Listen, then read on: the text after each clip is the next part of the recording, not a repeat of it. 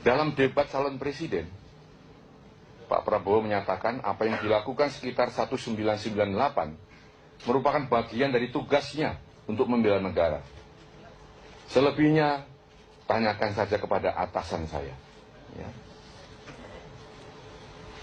Sebagai Panglima ABRI saat itu, Bapak adalah atasan dari Pak Prabowo.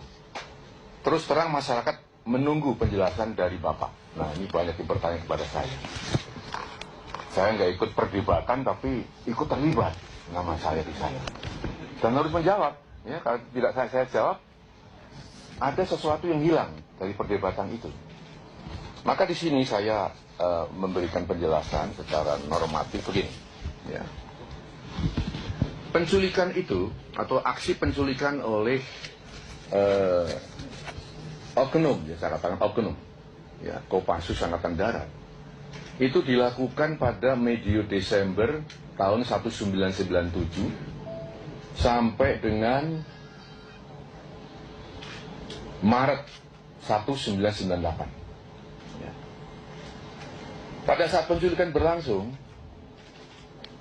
Panglima ABRI-nya waktu itu masih Jenderal Purnawirawan almarhum sekarang, Faisal Tanjung. Nah, pada saat bulan Maret, 7 Maret tepatnya ya, pada saat kasus itu harus dibongkar, terungkap, diusut, saya kebetulan sudah mengganti sebagai Panglima ABRI. Ya. Dengan demikian, waktu kasus itu terjadi, Panglimanya masih yang lama, waktu pengusutan, Panglimanya yang baru, saya. Saudara sekalian, saya koordinasi dengan Pak Faisal Tanjung waktu itu. Saya tanyakan kepada beliau, Pak, apakah Bapak pernah memerintahkan untuk menculik? Apakah Bapak pernah memerintahkan untuk melakukan aksi-aksi represif? Beliau mengatakan tidak. Tidak pernah saya.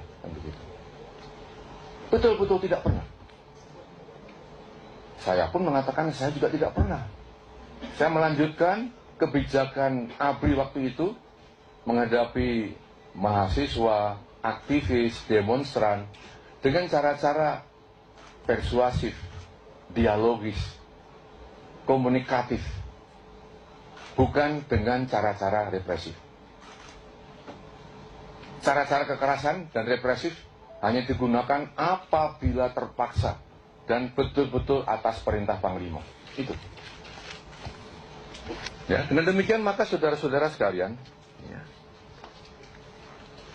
tidak ada kebijakan dari pimpinan TNI atau pimpinan ABRI yang ekstrim waktu itu untuk memerintahkan melakukan penculikan, tidak ada.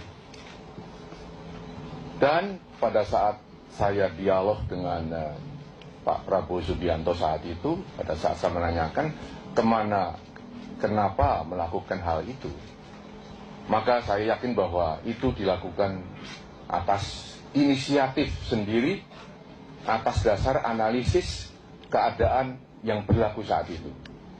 Ya, ini ada di Kompas juga sudah ditulis. Ini sudah saya laporkan juga kepada Pak masyarakat. Jadi bukan hal baru ya. Mungkin bagi wartawan yang waktu itu masih umur 5 tahun ya, sekarang nggak tahu ini. Tapi ini ada ya. Jangan dianggap ini hal yang baru. Ini jelas hasil analisis pribadi, bukan perintah Panglima ABRI, bukan perintah atasan beliau. Ini supaya jelas ya. Kembali tadi ini hanya pembenaran dari apa yang sekarang simpang siur itu. Ya.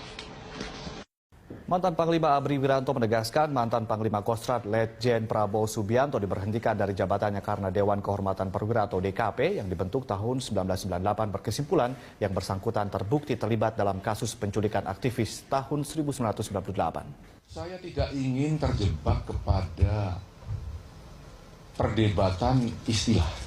Ya.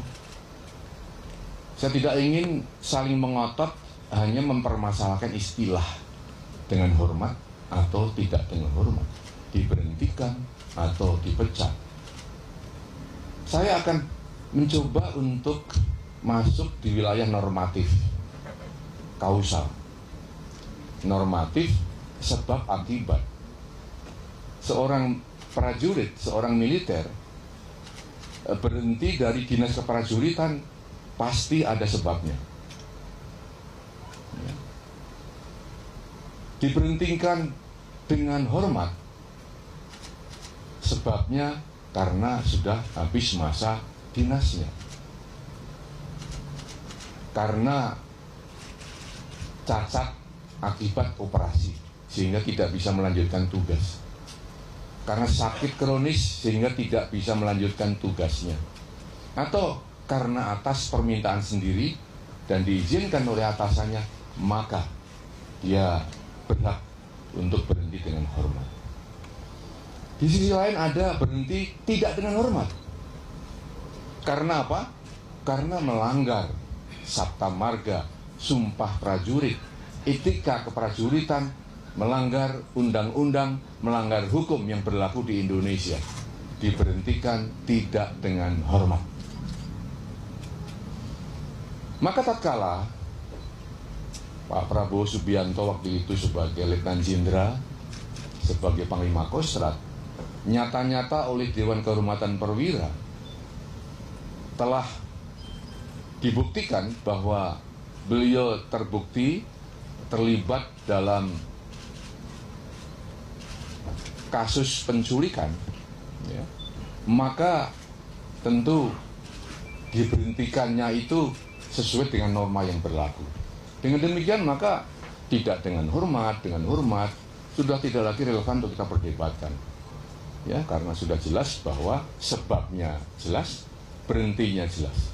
Terpulang kepada masyarakat untuk membuat istilah yang bagaimana. Tapi itu yang penting.